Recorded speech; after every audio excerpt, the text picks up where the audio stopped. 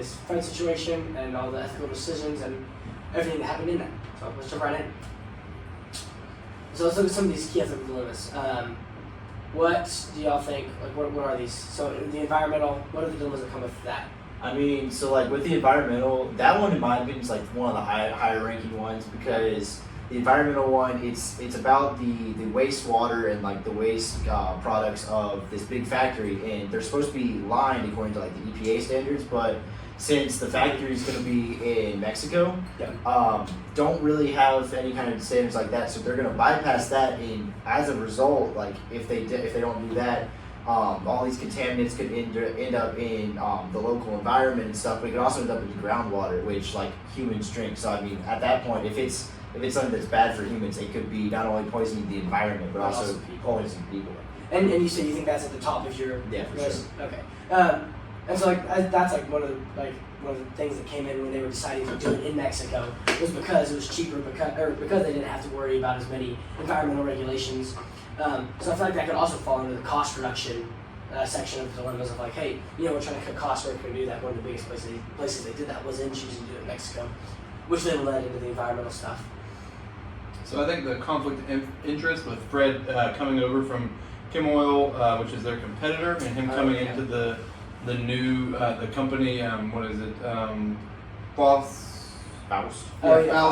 Yeah, Faust Chemicals. Because he was doing the same thing at both companies, basically. Yeah, right? So him being hired on one company, their competitor, and doing this project for him, and then being hired on there at Faust Chemicals and doing the exact same thing for them, kind of makes a conflict of interest. In him doing it for the competitor, and then this other company, not ethically, right. Right. Definitely, we talking about like cost reduction, just like certain parts like pipes, couplings, like they were supposed to use like up to date things, like stuff that was like whenever they did like cooling and heating in the plant, that like so nothing like no like spills, no like corrosive like materials like come out and hurt the like human beings like that were working there. And that's definitely like when they said they gotta cut the budget, that definitely like he should have like not. That's definitely like the most immediate like risk to human life. Yeah. So not worry about it. Yeah. So then real quickly, what would be at the top of everybody's list? Because right now I'm thinking that I'd probably put transparency at the top, because I feel like it would help cover all the other bases. Like just if you get more people involved, more people to double check your work, more people who maybe are more knowledgeable than you in a certain area, then that can help reduce a bunch of the other situations that arise in these other places. So I put transparency. I'm with you. I think transparency is probably the leading cause. I think transparency, starting with that, leads into the environmental and the cost reduction and all that. Because if he would have voiced his concern to other people to check his work and what his concerns were, I think that kind of leads into all the other issues. So.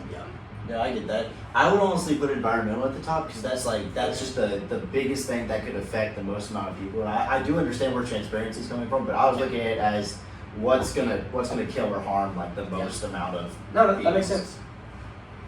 I definitely agree with you guys with transparency, because whenever everybody's like communicating, it's like everybody's like voicing their voice, saying like what's what's the problem's gonna be, like what obstacles we're gonna face together. So definitely like transparency, just like so everybody's like in the loop with each other. Yeah. Okay, so let's talk about Fred. We thought this is a pretty good picture of him. But so let's just talk about what some of the ethical dilemmas that Fred himself actually faced. Does anyone remember what the first one he might have run into was? I mean, he kind of immediately gets put up with he finishes this job at one company that was building this plant, and then all of a sudden this other company that's a competitor of his company he just worked for wants him to do the exact same thing. So I mean, off the bat, that in my opinion, that should already be raising a red flag. He should already be going, this is kind of a conflict of interest. Yeah. Okay.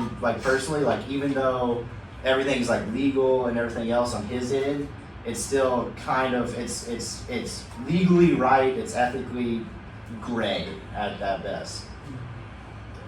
And I think as soon as he got he got done with the Chemtoil, which was the competitor of the Foss Chemicals. He moved from there, and then he got hired on at Foss Chemicals. I think as soon as he got hired on, he was kind of pressured into being the main guy that was gonna have to sign off and everything. And although he was the one signing off, he was also kind of pressured by Wally that he was gonna have to cut costs and you have to do all these specific things that were going to kind of put him in a tough spot for things that should be like 100% sound, and he was going to be the one to have to sign off on this, and he did sign off on it. So Right. I mean that is his own choice that he made, but he was kind of pressured into it in a way.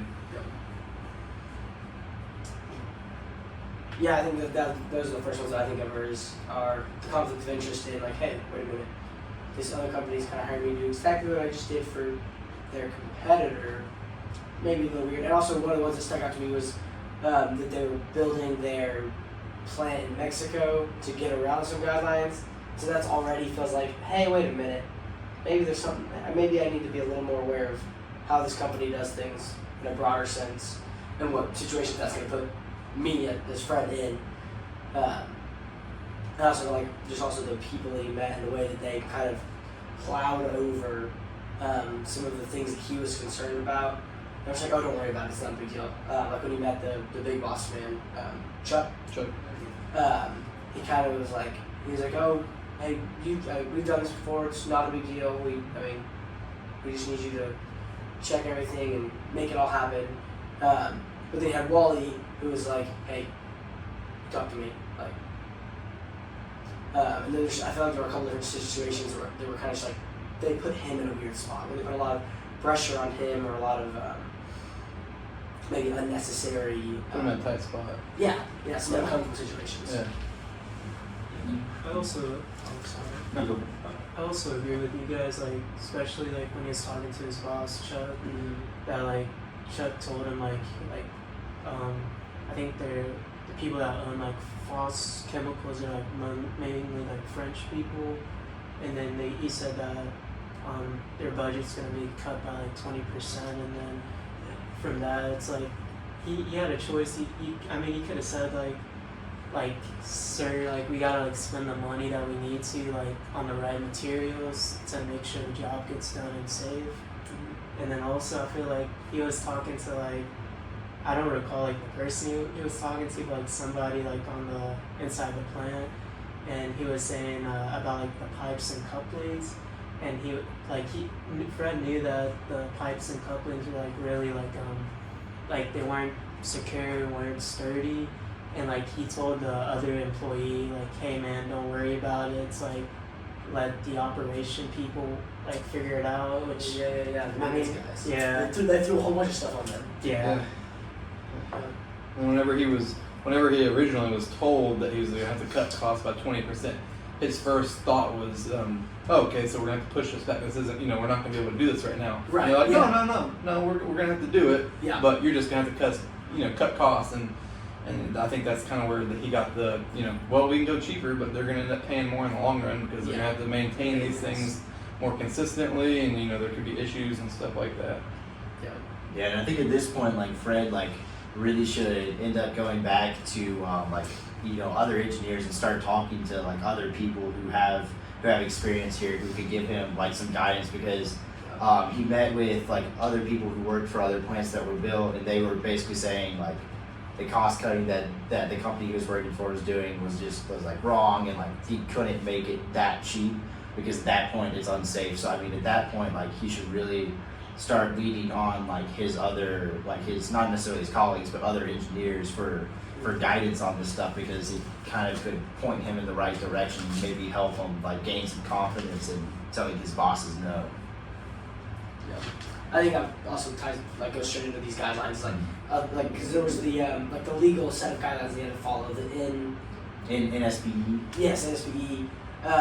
Were there any other ones that you guys thought of that he's like, oh hey, maybe there's some checkpoints that he should have hit along the way? There aren't really big ones to stick out other than like, hey, wait a minute, like recognizing these red flags and being like, hey, wait a minute, let me slow down. Well, I mean, he was, I don't remember if it was his girlfriend or his wife, but like he was in a relationship with like an EPA professional. Like, I mean, he has like that guy that's literally like in his house with him all the time. So I mean, there's like it's not even if you're looking at it as an EPA standpoint from like a legal standpoint. It was just even if you looked at it as an EPA professional and you said this is wrong, even if it was legal, then like you could still at least cut off that. And he did eventually go back through and like demand that the EPA standards were met, even though they were building it in Mexico, which I think is like a big step. Yeah, but in the right direction. At that point, he still cut costs in other places too. So. Sweet. Let's go ahead and talk about Wally real quick. Yeah, that's a good question. But what dilemmas did Wally face? We don't really get as much about him, but I feel like the biggest one that, or really maybe, he kind of walked alongside Fred with a lot of them, but really the only one specific to Wally that I can think of was when he first met Fred. He was like, hey, you talk to me and only me. That and he kind of put the pressure on Fred, but then again didn't want to have any of the responsibility. He was like, this is what I want you to do, but I mean ultimately you're signing off on it. But I think it's fine. Trying to reassuring him that this will be fine, but it's your butt on the line. So and I think a lot of the things that Fred questioned, he kind of put off, and the one time that Chuck, he went directly to Chuck, and Chuck, he was prompt with, figuring out what they were gonna do and how to fix what his worries were. That one time that he did do that, Wally kind of came in and was like, "What the heck, man? Yeah. I mean, why didn't me first? This is my first rule. This is my only rule. Come to me first." So, I think that was kind of something that he ethically was not right on doing. Okay. But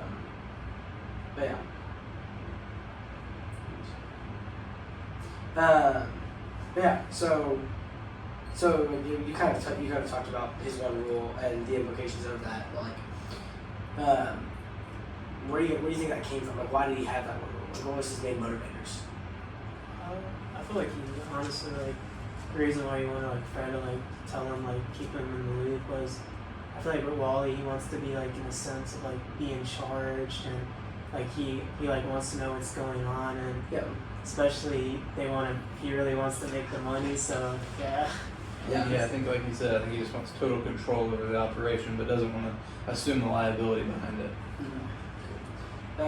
Let's go and look at kind of the whole thing as a whole real quick.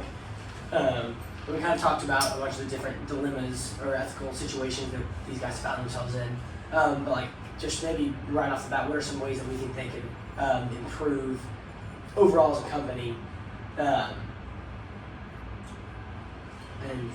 so I would say at least the first one for me would be I think they could just slow down.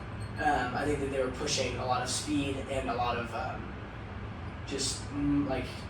making their biggest priorities be, hey, we got to get this done, we got to get this done fast because we got to beat our competitors, we got to be able to make more money.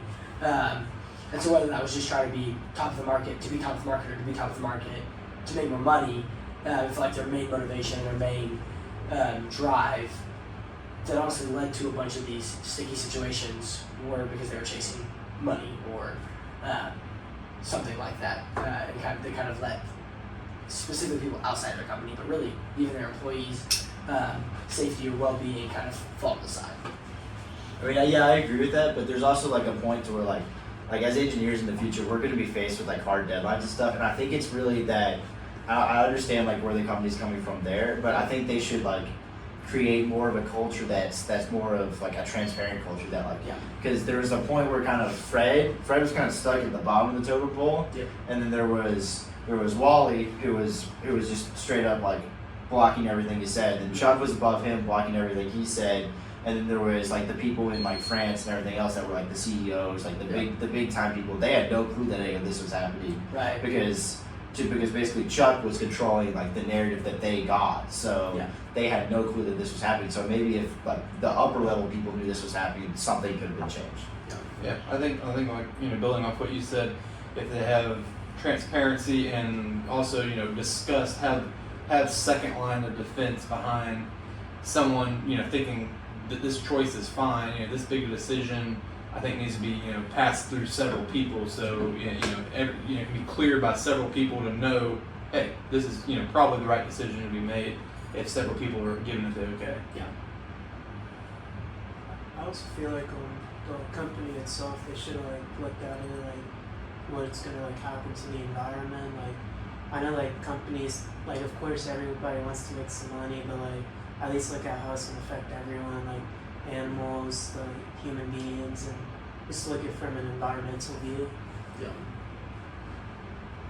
Yeah, I think even then, like if you could kind of loop transparency, just being open with everybody into like how the stakeholders are involved too, because I mean the stakeholders are, especially in like if it's like an open source company, like that's everybody, that's the engineers, that's the workers, and that's like company leadership, that's actual like stockholders, like anybody who has People are putting money. Yeah, anybody who has a bit of the company should be like included and involved in it, and like know that like, oh, we're doing this in Mexico because it's cheaper, because we can get around all these other guidelines. And then, because then, I mean, not a lot of people are going to be okay with that unless you're just absolutely money hungry. Yeah. So like at that point, that would be like a big concern for stakeholders. Stakeholders would be like, why are we doing this in Mexico? This is not right. And that could be a way that the company sees, oh, we need to change this.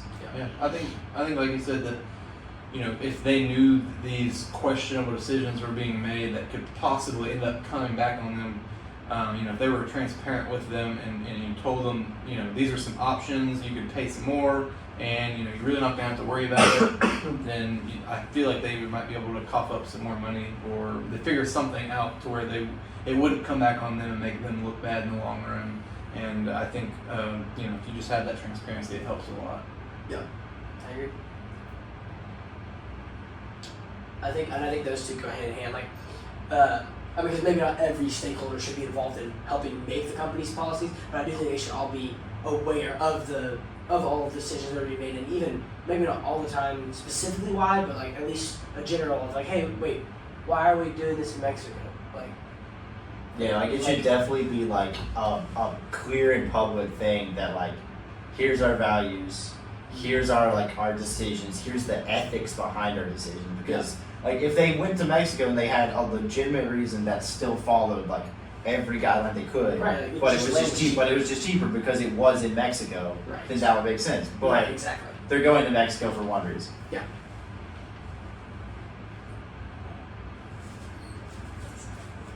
Cool. I mean, yeah. Touch on the communication of employees and clients and the public, or?